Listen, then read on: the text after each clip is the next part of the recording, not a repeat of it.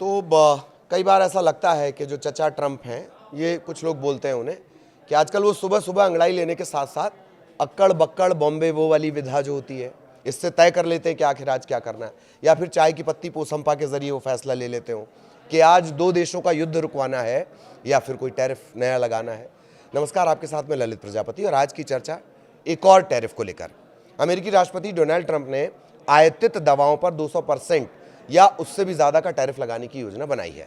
उनका उद्देश्य दवा निर्माण को विदेशों से वापस अमेरिका लेकर आना है। एक बड़ा कारोबार है जो भारतीय दवा बाज़ार है, उसके लिए एक बड़ा बाज़ार अमेरिका है। मसलन कैंसर की जो दवाइयाँ बनती हैं वो पूरी जो उनकी खपत होती है बायोकॉन की जो बड़ी लंबी चौड़ी खपत है वो अमेरिका में होती है। खैर, वापस आते हैं तो वो चाह रहे हैं कि जो बिज़नेस है, दवाओं का जो बिज़नेस है वो वापस अमेरिका लाया जाए। हालांकि उन्होंने कंपनियों को तैयारी देने के लिए, समय देने के लिए इन टैरिफ को लागू करने में लगभग 1-1.5 साल की देरी की बात भी कही है। अब इसका असर होगा क्या, वो जान लीजिए। भारत पर तो खबर के मुताबिक ये होगा कि जो भारत दुनिया में जेनरिक दवाओं का एक सबसे बड़ा निर्यातक है। अगर अमेरिका में टैरिफ लगता है तो भारतीय दवा निर्माताओं को नुकसान हो सकता है और उनके निर्यात पर भी इसका असर पड़ेगा। कुछ रिपोर्ट से यह भी पता चलता है कि ट्रंप प्रशासन चीन से आयातित दवाओं और उनके कच्चे माल APIs इस पर दरअसल बहुत ज़्यादा फोकस कर रहा है। ट्रंप का जो मुख्य टारगेट है वो फार्मा कंपनियों को दबाव में डालकर अपना प्रोडक्शन अमेरिका में शिफ्ट करने के लिए मजबूर करना है। तर्क उनका यह है कि अमेरिका में बनी दवाओं पर कोई टैरिफ नहीं लगेगा। पहले से ही कुछ बड़ी कंपनियां जैसे जॉनसन एंड जॉनसन और रोश वो अमेरिका में निवेश बढ़ाने की घोषणा कर चुके हैं। लेकिन जानकार कह रहे हैं कि इसका तो उल्टा भी असर हो सकता है। विशेषज्ञों और उद्योग समूहों का मानना है इतने ऊंचे टैरिफ का उल्टा असर हो सकता है। इससे दवाओं की कीमतों में वृद्धि होने और दवाओं की कमी पैदा होने का खतरा है। खासकर जो जेनरिक दवाएं हैं, सामान्य दवाएं जो पहले से ही बहुत कम मुनाफे पर बिकती हैं। अब जैसे एक दवाई हो जाती है पैरासीटामोल, आप भी खाते होंगे, इनका जो मुनाफा होता है बहुत कम होता है। इस पर सबसे ज़्यादा असर पड़ेगा। विश्लेषकों का यह अनुमान है कि 25% टैरिफ भी अमेरिकी दवा की लागत को तकरीबन $51 अरब तक बढ़ा सकता है। कई दवा कंपनियों और उद्योग समूहों ने इस कदम की आलोचना भी की है। उनका कहना है कि टैरिफ से R&D यानी रिसर्च एंड डेवलपमेंट और इनोवेशन पर बुरा असर पड़ेगा। दिलचस्प बात यह है कि कुछ निवेशक और विश्लेषकों को संदेह है कि ट्रंप वास्तव में 200% जैसी ऊंची दर लागू करेंगे। संदेह होगा भी। मैंने कहा ना, रोज सुबह वो उठते हैं और फिर शायद चाय की पत्ती पोसंपा करते हैं और फिर ये तय करते हैं कि उन्हें आज क्या करना है। खैर, 200% जैसी ऊंची दर लागू करेंगे, उनका ये मानना नहीं है। लोगों का कहना, जानकारों का कहना है कि वो केवल नेगोशिएशन, मोल भाव की एक रणनीति हो सकती है। आगे बढ़ने से पहले एक कहानी और, जैसे अपने यहाँ नेता से ज्यादा जो उड़ान भरता है वो छुटभैया नेता भरता है।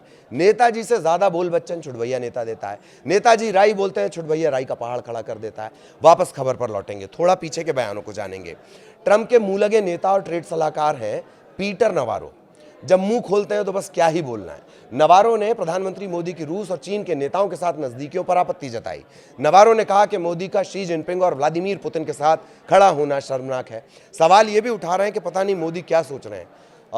हमें उम्मीद है कि वे समझेंगे कि उन्हें रूस के बजाय हमारे साथ आना चाहिए। ये बात उस अमेरिका का नेता बोल रहा है जिसने युद्ध के मैदान में भारत की कभी मदद नहीं की बल्कि मुसीबत हमेशा बढ़ाई है। खैर, नवारो ने सोमवार को कहा कि भारत रूस से तेल खरीदकर उसे यूक्रेन पर हमला करने के लिए पैसे दे रहा है और इसीलिए सबसे ज्यादा टैरिफ भी झेल रहा है। नवारो ने भारत को रूस की धुलाई मशीन भी कह दिया। आरोप लगाया कि भारत न सिर्फ व्यापार असंतुलन बढ़ा रहा है बल्कि गठजोड़ भी मजबूत कर रहा है जो अमेरिका के हितों के खिलाफ है। नवारो ने चेतावनी देते हुए कहा कि रूस और चीन के साथ भारत के बढ़ते संबंध दुनिया के लिए खतरा बन सकते हैं। यह अमेरिका कह रहा है, जो पहले खतरा पैदा करता है बाद में उस खतरे को मारता है। ठीक, नवारो ने यह भी कहा कि भारत तानाशाहों के साथ मिल रहा है। चीन ने अक्साई चीन और कई इलाकों पर कब्जा किया और रूस, उसके बारे में क्या ही कहा जाए। ये कौन कह रहा है? नवारो कह रहे हैं। पीटर नवारो ये भी कहते हैं कि अगर आज भारत रूस से तेल खरीदना बंद कर दे तो अमेरिका कल से उसका 25% टैरिफ खत्म कर देगा। अब इस मुंह लगे नवारो के बारे में भी जान लीजिए। पीटर नवारो को ट्रंप अपना सबसे करीबी सलाहकार मानते हैं। नवारो ने ट्रंप के पिछले कार्यकाल में उनकी व्यापार नीति बनाई थी। ट्रंप सरकार की जो आर्थिक नीतियां हैं वो भी नवारो ही बनाते हैं या फिर उनका दखल ज्यादा होता है। 2016 में वो ट्रंप सरकार से जुड़े थे। इससे पहले 1994 और 2016 तक डेमोक्रेटिक पार्टी के लिए वो नीतियां बनाते रहे। कहा यह भी जाता है कि पूर्व राष्ट्रपति बिल क्लिंटन, बराक ओबामा कि वो अनौपचारिक सलाहकार रह चुके हैं। वैसे ट्रंप के करीबी तो एलन मस्क भी थे और जब दूर हुए तो गजब की जूतम पैजार हुई, और वो भी सार्वजनिक तौर पर। इससे पहले अमेरिका के वित्त मंत्री स्कॉट बेसेंट ने भारत की रूस से कच्चे तेल की खरीद पर सवाल उठाए थे। कहा इससे मॉस्को की जो जंग मशीन है उसे ताकत मिल रही है। उन्होंने भारत को बुरा खिलाड़ी भी करार दिया। एक न्यूज़ चैनल से बातचीत करते हुए बेसेंट कह रहे हैं एससीओ की बैठक दिखावा है। बेसेंट क्या कह रहे हैं? एससीओ की बैठक दिखावा है। हालांकि उन्होंने अमेरिका और भारत में मजबूत लोकतंत्र है और वे मतभेद सुलझा सकते हैं, ये भी कहा। अब सोमवार को अमेरिकी राष्ट्रपति ट्रंप ने क्या पुराना राग अलापा है कि भारत ने अब अमेरिका पर टैरिफ कम करने की पेशकश की है, लेकिन देर हो चुकी है। भारत के साथ व्यापार संबंधों को एक तरफा उन्होंने बताया। बहुत सारा सामान भारत अमेरिका को बेचता है, अमेरिका भारत को बहुत कम सामान बेच पाता है। ट्रुथ पर उन्होंने लिखा, ट्रुथ उनका फेवरेट है, कि भारत ने अमेरिकी सामानों पर बहुत ज़्यादा टैरिफ लगाया, अमेरिकी कंपनियों को भारत में सामान बेचना मुश्किल हो गया है। ये पूरी तरह से एकदम आपदा जैसा लगता है।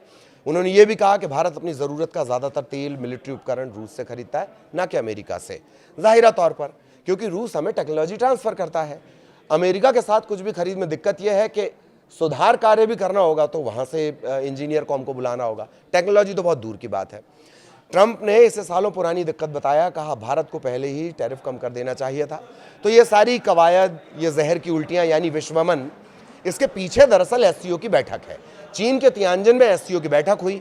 बैठक से पहले फोटो सेशन के दौरान पीएम मोदी, रूसी राष्ट्रपति जिनपिंग, पुतिन, इन तीनों की एक तस्वीर आई। तीनों एक दूसरे का हाथ पकड़े हुए नजर आए हैं। इसके अलावा पीएम मोदी द्विपक्षीय बातचीत के लिए जो रूस के राष्ट्रपति हैं पुतिन, उनकी कार में सवार होकर गए। दोनों के बीच तकरीबन 1 घंटे तक गोपनीय बातचीत भी हो गई। इन तस्वीरों को ट्रंप के खिलाफ तीनों देशों की एकजुटता के तौर पर देखा गया, और तभी से अपनी खामखा की चौधराहट लिए घूमने वाला अमेरिका थोड़ा चिढ़ा हुआ बैठा है। लेकिन ऐसा लग रहा है कि खिसियानी बिल्ली खंबा नहीं नोच पा रही है। आगे भी अपडेट आप तक पहुंचाएंगे। नमस्कार।